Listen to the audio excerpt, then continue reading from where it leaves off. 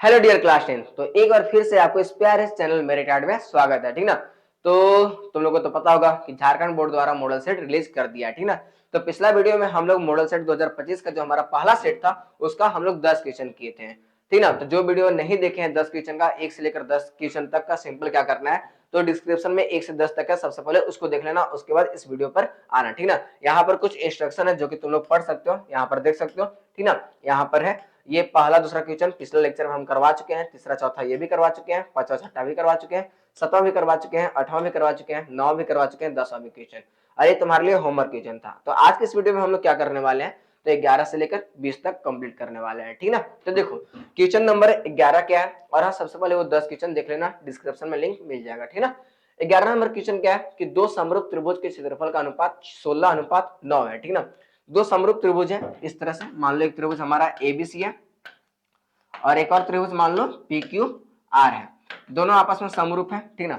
अब कह रहे हैं कि उनकी संगत भुजाओं का अनुपात क्या होगा जब क्षेत्रफल का अनुपात दिया हुआ है। तो देखो हम लोग एक चीज जानते हैं, क्या जानते हैं भाई, कि जो हमारा एक थ्योरम होता है वो क्या होता है, तो हम लोग जानते हैं कि अगर दो त्रिभुज समरूप है तो एरिया ऑफ ट्रायंगल एबीसी बटा अगर हम area of triangle P Q R करें तो कोई एक भुजा के क्या बराबर होता है, वर्ग के बराबर होता है। यानी हम लिख सकते हैं कि बीसी बाई क्यू आर के स्क्वायर, बिल्कुल ऐसा हम लिख सकते हैं, ठीक ना।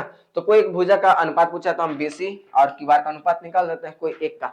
अब देखो एरिया ऑफ ट्रायंगल एबीसी हमको पता है 16 है और बटा में ये 9 है, बराबर क्या चीज हो जाएगा, तो बीसी बटा क्यूआर का स्क्वायर हो जाएगा। अब देखो ये स्क्वायर तो इधर आएगा तो रूट में हो जाएगा, यानी 16 बटा 9 सॉल्व करेंगे तो 4 बटा कितना हो जाएगा 3, यानी देखा जाए तो क्या हो जाएगा 4:3 हो जाएगा, ठीक ना। तो ये बहुत ही इजी क्वेश्चन था, ठीक। तो इसका आंसर क्या हो जाएगा, सी हो जाएगा, ठीक ना। 11 नंबर क्वेश्चन का देख सकते हो कितना ये तुम्हारा थ्योरम होता है, ठीक ना। शायद ये हटा चुका है, फिर भी मॉडल सेट में दिया हुआ है तो हम लोग को एक बार देख लेना जरूरी है, ठीक ना। 11 नंबर क्वेश्चन।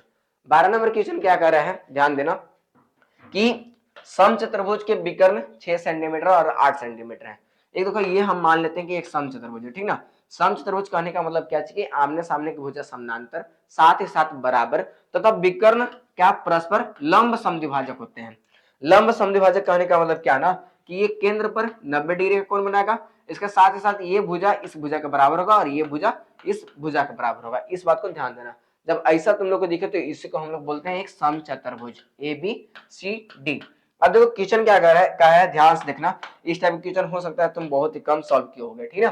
देखो कह रहा है विकर्ण एक 6 सेंटीमीटर है, यानी कह सकते हो एसी, एसी मान लो एसी बराबर तुम्हारा है 6 सेंटीमीटर, और एक मान लो तुम क्या चीज मान सकते हो, बीडी मान लो, ठीक ना। यानी एक तुम्हारा बीडी कितना है 8 सेंटीमीटर। तो कह रहा है कि प्रत्येक भुजा की लंबाई, यानी सिंपल कह सकते हो कि डीसी निकाल दो, या तो एबी निकाल दो, या तो बीसी निकाल दो, या फिर एडी निकाल दो, कोई एक भुजा, क्योंकि सभी भुजा तो आपस में बराबर होते हैं, ये बात तुम लोग को पता है। तो सिंपल देखो क्या है ना, देखना ध्यान से। अभी हम क्या बोले कि देखो ये विकर्ण आपस में क्या चाहिए, यहाँ से परस्पर समद्विभाजित होते हैं। अगर मान लो एसी है 6 सेंटीमीटर, ध्यान देना एसी कितना है 6 सेंटीमीटर, तो अगर यहाँ ओ है तो एओ कितना हो जाएगा 6/2, क्योंकि आधा दो बराबर भाग में एओ बटा ओसी होता है, यानी कह सकते हो कि एओ कितना हो जाता है, एओ बराबर हो जाएगा 6/2, यानी कितना हो जाएगा 3। उसी तरह से अगर ये बीडी कितना है, बीडी तुम्हारा 8 है, तो ये बीओ कितना हो जाएगा, तो बीओ जस्ट आधा हो जाएगा, कितना हो जाएगा आधा, यानी 4 हो जाएगा। अब देखो ध्यान से, अगर एक तरह से देखा जाए तो एक सॉरी कैसा समकोण त्रिभुज है, समकोण है कि नहीं। अब देखो समकोण के जो सामने वाला कोण है उसको हम बोलेंगे एच, बाकी हमारा पी है और ये हमारा क्या है बी है। अब देखो बी कहा जाए तो 3 आ चुका है और पी तुम्हारा 4 आ चुका है, एच का वैल्यू फाइंड कर दो, यानी एच स्क्वायर बराबर क्या होता है, तो पी स्क्वायर प्लस में बी स्क्वायर, ठीक ना।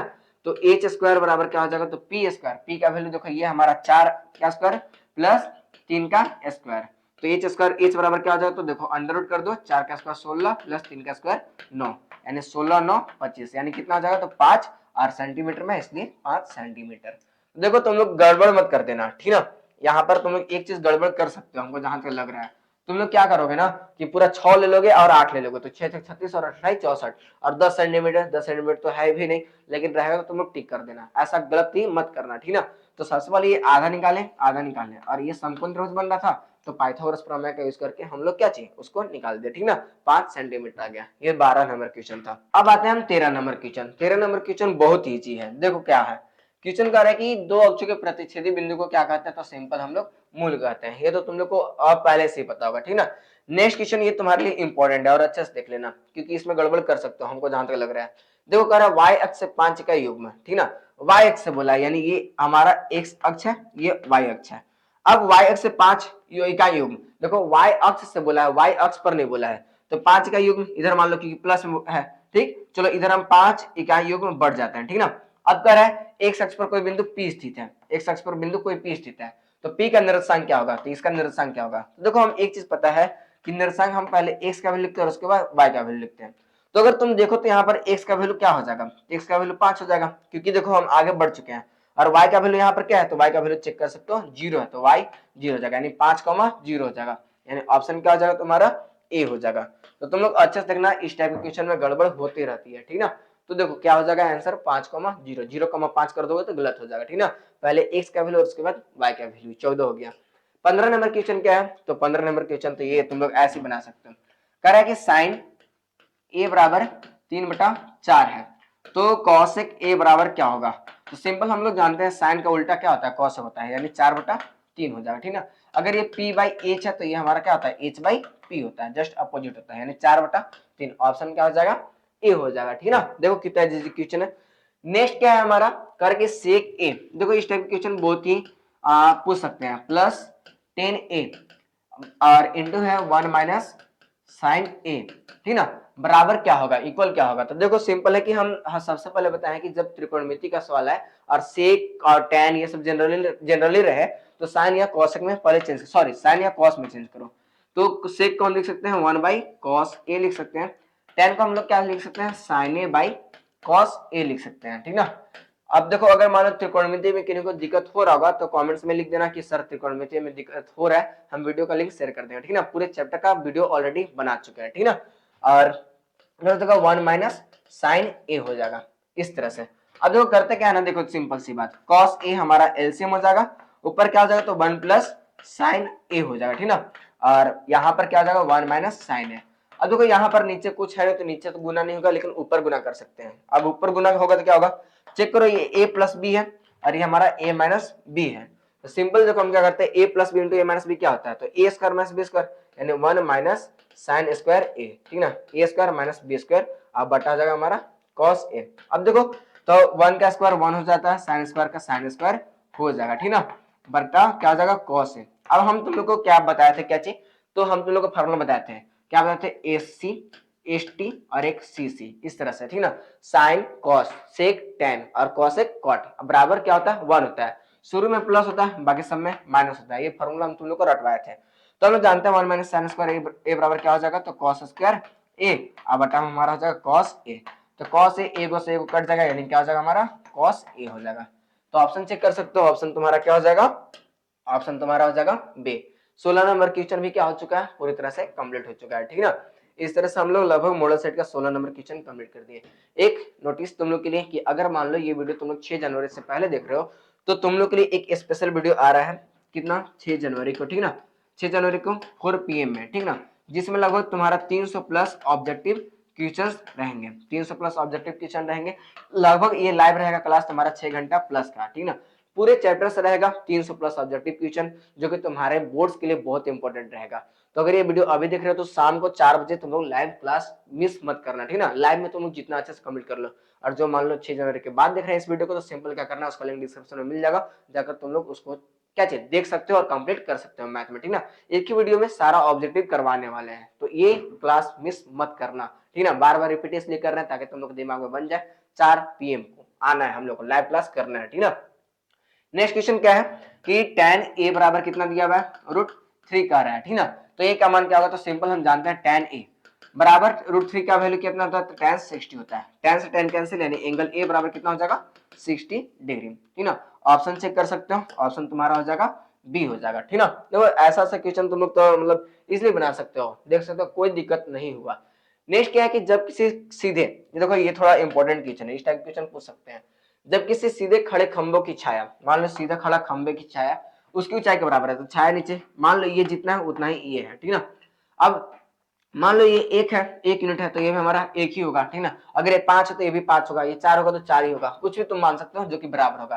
तो कह रहे सूर्य का उन्नयन कोण क्या होगा, तो सुनो ध्यान से, ये हमारा अनुमान कोण है, उन्नयन कोण इधर से हो जाएगा। तो देखो ये उन्नयन कोण बताना है, तो सिंपल हमको देखा जाए तो इस एंगल के अकॉर्डिंग ये P है और ये हमारा क्या है B है। और पी और बी का रिलेशन कौन देता है, टेन, यानी टेन थीटा बराबर क्या हो जाएगा, तो पी बाई बी हो जाएगा, टेन थीटा, पी का वैल्यू 1 और बी का वैल्यू 1, यानी टेन थीटा बराबर क्या हो जाएगा 1, तो टेन थीटा यानी 1 का वैल्यू कितना होता है, टेन 45, यानी थीटा बराबर कितना हो जाएगा 45 डिग्री, ठीक ना। तो इस तरह से तुम लोग देख सकते हो, अगर तुमको 5 रखना होता तो 5/5 करता तो भी कितना आएगा 1 आएगा, ठीक ना। तो देख सकते हो कितना हो जाएगा 45 डिग्री। इस तरह से तुम्हारा 18 नंबर क्वेश्चन भी क्या हो चुका है, कंप्लीट हो चुका है।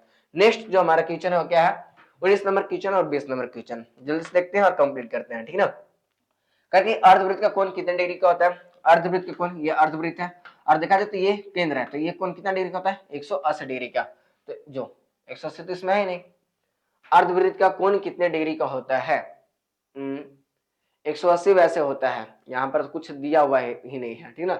वृत्त का कितना होता है, तो वृत्त का 360 होता है, अर्धवृत्त का। चलो इसको हम एक बार होल्ड में रखते हैं, वैसे 180 डिग्री होता है, ठीक ना।